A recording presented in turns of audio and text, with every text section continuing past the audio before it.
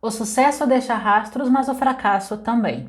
Se você parar para analisar histórias de pessoas que tinham muito dinheiro e perderam tudo, ou pessoas que não tinham dívidas, depois se tornaram endividadas, você vai perceber alguns pontos em comum.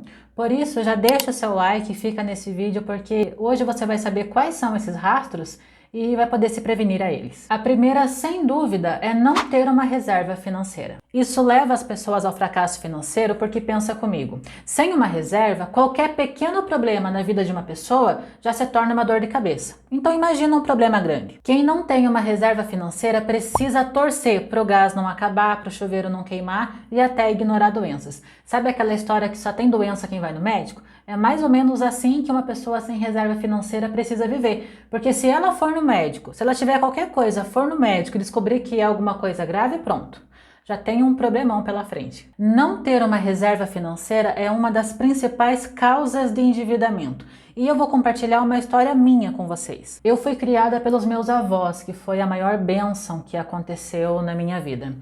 Eles eram pessoas muito honestas, muito simples e de baixa condição financeira, pouquíssimas condições financeiras. O meu avô faleceu de câncer.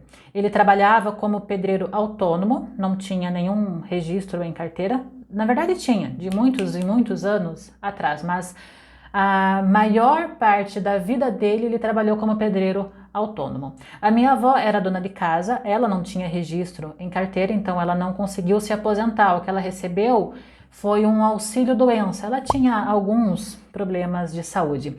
E eu era estagiária no meu primeiro emprego, estava começando, inclusive. Então, era dele que vinha a principal renda da família. Ele primeiro teve um tumor no nariz, que inclusive foi crescendo, ficou uma situação bem complicada até para a gente que via, imagina para ele que estava sentindo, né? E ele precisou fazer uma cirurgia que conseguiu fazer isso pelo SUS. Mas no exame foi diagnosticado que esse tumor ele era maligno, ou seja, não era somente tirado ali e pronto. E claro, né, isso voltou a incomodar a minha família depois, uns 3 meses depois, a gente estava vivendo um problema de novo. Ele foi aos poucos perdendo o movimento do corpo, do lado direito do corpo, movimento dos braços, das pernas, foi isso gradualmente e começou a ter muita dificuldade para falar. Até que um dia ele chegou em casa e falou para minha avó que ele não tinha mais condição de continuar trabalhando. Nós morávamos de aluguel, não tínhamos R$ 1 guardado. A minha avó era dona de casa, então sua renda única era de um auxílio doença e eu era estagiária do meu primeiro emprego, eu estava começando a trabalhar na época. E toda essa situação fez com que minha avó fizesse algo, obrigou ela de certa forma a fazer algo que ela era totalmente contra. Ela precisou fazer um empréstimo consignado, usando esse auxílio doença que ela recebia, para conseguir pagar aquilo que era básico. Alguns meses de aluguel, água e luz e colocar comida na casa. Depois disso, alguns dias depois, inclusive, o meu avô precisou ser internado. Ficou 15 dias dentro do hospital, do qual infelizmente não resistiu e saiu de lá morto. Eu não sei nem se pode falar essa palavra aqui no YouTube, eu espero que não cortem meu vídeo por conta disso. Mas a verdade é que os médicos disseram que ele estava com vários tumores na cabeça, no cérebro. E se fosse fazer cirurgia, ele ficaria com sequelas graves, se ele resistisse a essas cirurgias. A verdade é que eu vi ele falecendo aos poucos, dia após dia, e não tinha nada que a gente pudesse fazer.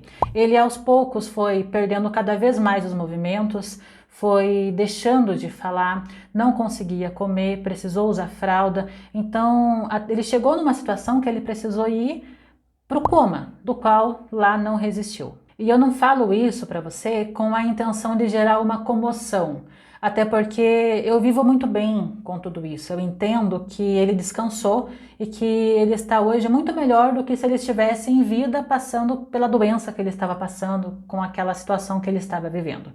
Mas eu conto para você entender que eu senti na pele o que a falta de uma reserva financeira faz, porque foi a falta de uma reserva financeira que fez com que minha avó depois precisasse se endividar, porque foi isso que aconteceu.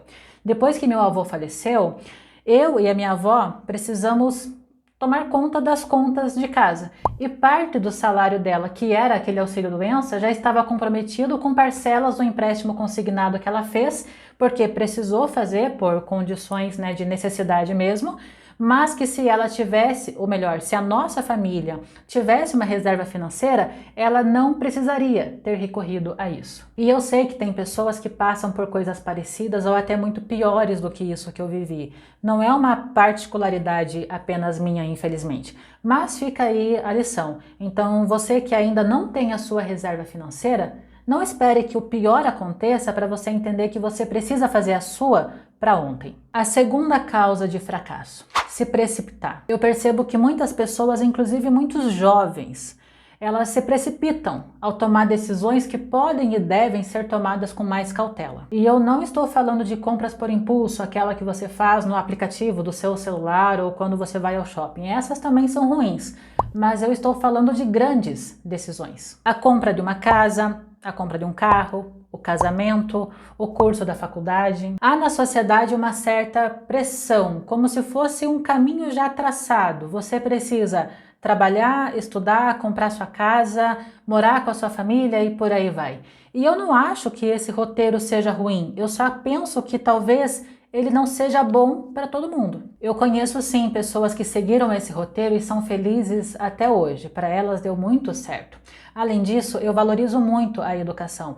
Ao contrário de muitos discursos que a gente tem visto hoje pela internet afora, de pessoas dizendo que você não deve estudar, fazer uma faculdade, eu penso o contrário. Eu acredito que vale muito a pena você fazer uma faculdade. Só que talvez você não precise ter pressa para escolher aquilo que você quer fazer, o curso que você vai fazer. E se você está infeliz, talvez signifique que você escolheu o curso errado. Talvez a casa que você tanto sonhe não precise ser conquistada aos 20 e poucos anos, quando você está no começo da sua carreira profissional, da sua vida financeira. E eu falo isso com base em uma decisão financeira. Não significa que você não deve comprar a sua casa, muito pelo contrário. Já disse aqui no canal que se você tem o sonho de comprar a sua casa, eu quero que você compre. Mas eu conheço pessoas, inclusive mais novas do que eu, que hoje estão completamente endividadas e visivelmente infelizes porque decidiram fazer a compra na hora errada. O que eu penso é, se você quer ter a sua casa, tenha. Mas avalie, saiba avaliar se realmente é o melhor momento de vida e o melhor momento financeiro para você tomar uma decisão tão importante quanto essa. O mesmo vale para a compra de um carro. Se é seu sonho, compre, mas não se precipite comprando algo que está além das suas condições atuais. E para relacionamentos também. A pessoa que você decide colocar ao seu lado, seja qual for o seu gênero, deve ser uma pessoa que te ajude a construir uma vida melhor. O relacionamento deve ser uma parceria onde um ajuda o outro e também deve ser uma decisão muito bem pensada, porque isso vai afetar a sua vida como um todo, inclusive a sua vida financeira. E com relação a tempo, isso tem exceções. Eu tenho amiga que se casou com 6 meses de namoro, hoje tem 2 filhos, está casada há anos e está muito feliz, assim como eu tenho outras amigas, inclusive que eu também fui no casamento delas, que demoraram anos para se casar e que também estão felizes. Não se precipitar não está somente relacionado ao tempo, mas também a saber tomar boas decisões. Saber avaliar se o momento de vida que você está hoje é o momento ideal e mais adequado, inclusive financeiramente, para você tomar decisões tão importantes da vida como essa, com certeza pode te ajudar a evitar fracassos financeiros. Terceira e última causa frequente em casos de fracasso financeiro: não ter metas claras. Tem aquela famosa frase que, para quem não sabe para onde vai, qualquer caminho serve.